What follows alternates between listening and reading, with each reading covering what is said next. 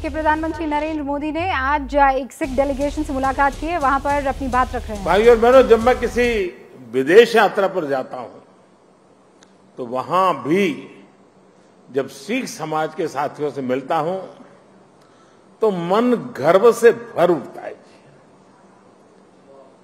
2015 की मेरी कनाडा यात्रा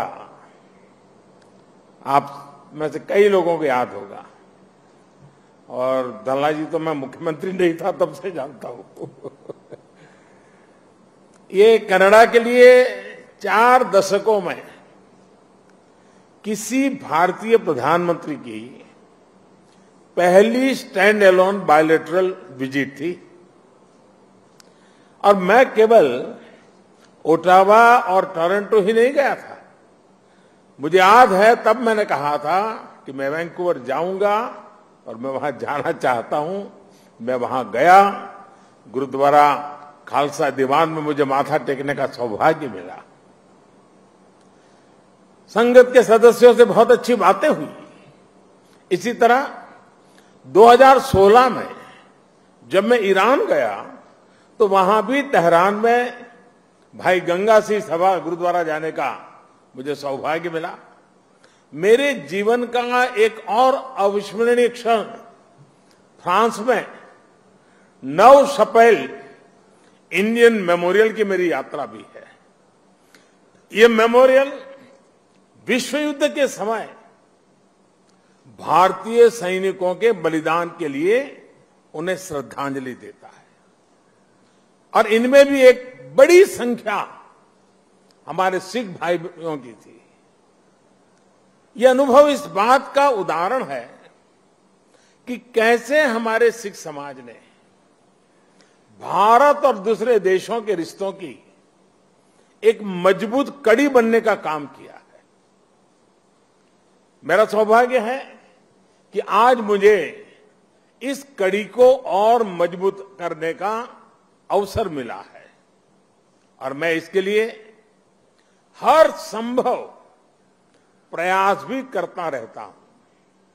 साथियों, हमारे गुरुओं ने हमें साहस और सेवा की सीख दी है। दुनिया के अलग अलग हिस्सों में बिना किसी संसाधन के हमारे भारत के लोग गए और अपने श्रम से सफलता के मुकाम हासिल किए। यही स्पिरिट आज नए भारत की स्पिरिट बन गई है।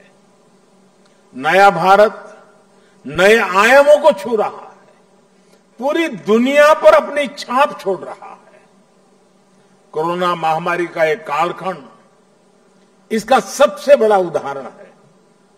महामारी की शुरुआत में पुरानी सोच वाले लोग भारत को लेकर चिंताएं जाहिर कर रहे थे।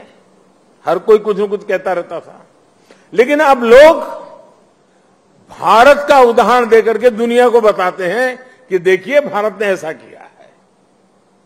पहले क्या कहा जा रहा था कि भारत की इतनी बड़ी आबादी, भारत को कहां से वैक्सीन मिलेगी, कैसे लोगों का जीवन बचेगा। लेकिन आज भारत वैक्सीन का सबसे बड़ा सुरक्षा कवच तैयार करने वाला देश बनकर के आज उभरा है। श्री अकाल करोड़ों वैक्सीन डोज हमारे देश में लगाई चुकी है। आपको भी सुनकर गर्व होगा कि इसमें भी 99% वैक्सीनेशन हमारी अपनी मेड इन इंडिया वैक्सीनेशन से हुआ है। इसी कालखंड में हम दुनिया के सबसे बड़े स्टार्टअप इकोसिस्टम में से एक बनकर के उभरे हैं। हमारे यूनिकॉर्न्स की संख्या लगातार बढ़ रही है। भारत का ये बढ़ता हुआ कद, ये बढ़ती हुई साख, इससे सबसे ज्यादा किसी का सर ऊंचा होता है तो वो हमारे डायस्पोरा का है। क्योंकि जब देश का सम्मान बढ़ता है तो लाखों करोड़ों भारतीय मूल के लोगों का भी उतना ही सम्मान बढ़ जाता है। उनके प्रति दुनिया का नजरिया बदल जाता है। इस सम्मान के साथ नए अवसर भी आते हैं, नई भागीदारियां भी आती हैं और सुरक्षा की भावना भी मजबूत होती है।